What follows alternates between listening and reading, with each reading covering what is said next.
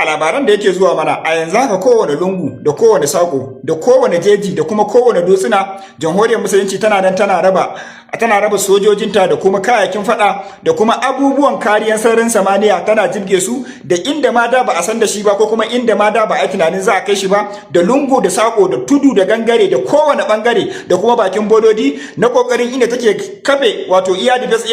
kariya da kuma manya-manyan abubuwan fashewa ko kuma mizali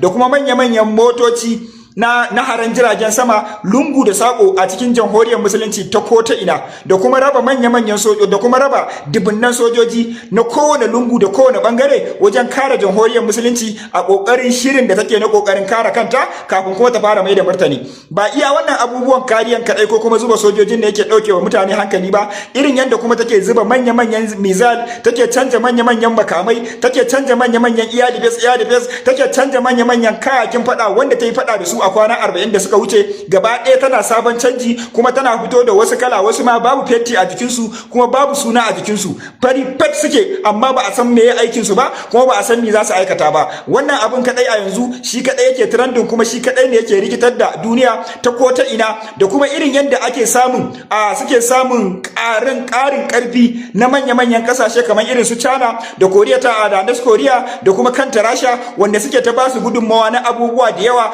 wanda ba a fara faɗan ba, amma yanayin yadda jamhuriyar musulunci take ɗaukan salo, take ɗaukan caji, take ɗaukan kariya, take ɗaukan abin da mahimmanci, ana tunanin fa abun fa da ba a yi komai ba, da wasan yara aka yi, yanzu ne za a yi abun fiye da yadda kuke tunani. Saboda haka a ci gaba da addu'a jama'a, ubangiji Allah ya ɗaukaka musulunci, ya kaskantar da kafirci, ya haɗa kawunan kan musulman duniya gabaki ɗaya, ya nuna mana munafukan musulmai